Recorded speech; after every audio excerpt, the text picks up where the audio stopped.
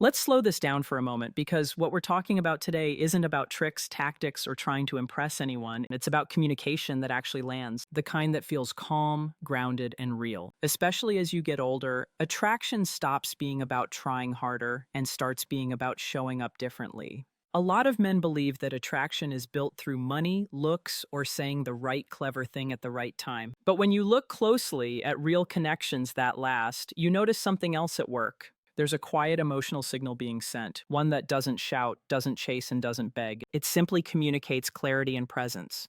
Over years of observing how men and women interact, one pattern shows up again and again.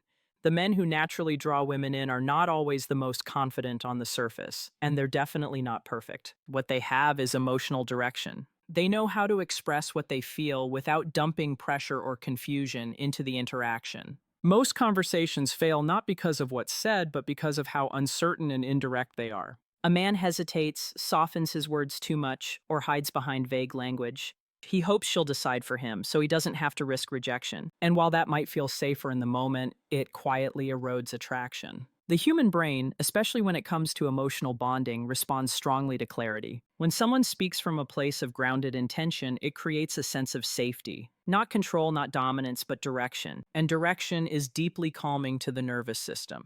This is where a very simple shift in language begins to matter, not because the words themselves are magical, but because of what they signal emotionally.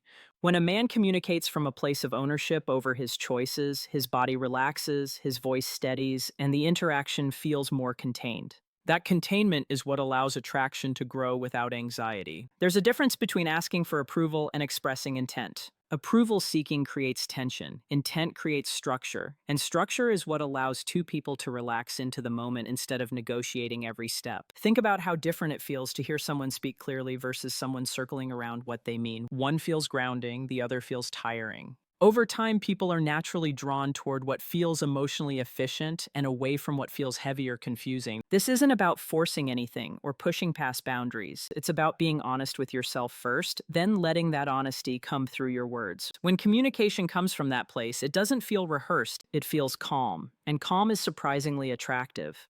As we move forward, keep this in mind. Attraction isn't built by saying more, it's built by saying less, but meaning it fully. In the next part, we'll look at the first key shift in language that helps create this sense of emotional direction, and why it works so deeply on a psychological level. Now let's talk about the first verbal shift that changes the entire emotional dynamic of an interaction. It's not dramatic and it's not loud, but it's powerful because it comes from self-trust. This shift happens when a man begins to speak from ownership instead of uncertainty. When someone clearly expresses what they want, something subtle happens in the nervous system of the person listening. The brain relaxes because it no longer has to guess. Guessing creates stress. Clarity reduces it. From a psychological perspective, this is important because attraction grows more easily in a relaxed emotional state. When a man says what he wants calmly and directly, he is signaling that he can handle the outcome, whatever it may be. That signal is more important than the words themselves. It tells the other person, "You don't have to manage my emotions for me." And that removes a hidden burden many women feel in early interactions. This isn't about demanding or insisting. It's about stating intention without apology. There is a big difference between pressure and presence. Pressure feels tight, presence feels open.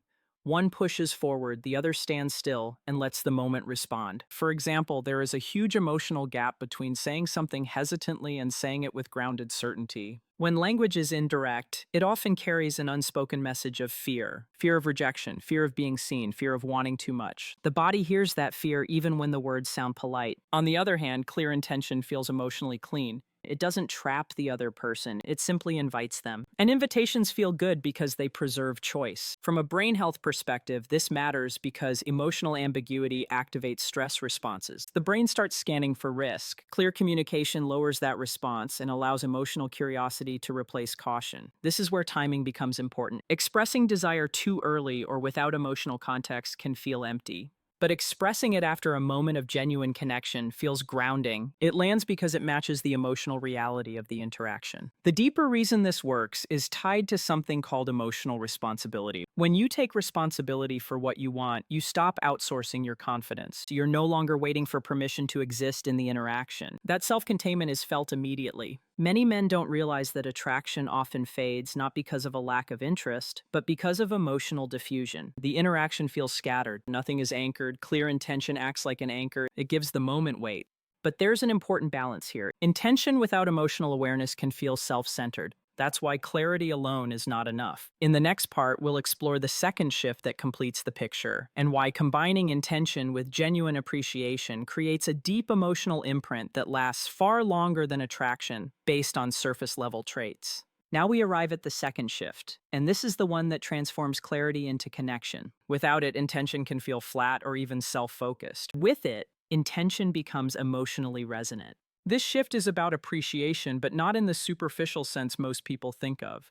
Real appreciation is not flattery. Flattery tries to get something. Appreciation gives something. The brain can tell the difference instantly. When appreciation is genuine, it activates areas associated with safety, bonding, and emotional memory. This is why certain interactions stay with us long after they end, while others fade almost immediately. From a psychological and nervous system perspective, being appreciated for who you are, not just how you look, regulates emotional stress. It tells the brain, I am seen, I am understood, I am valued.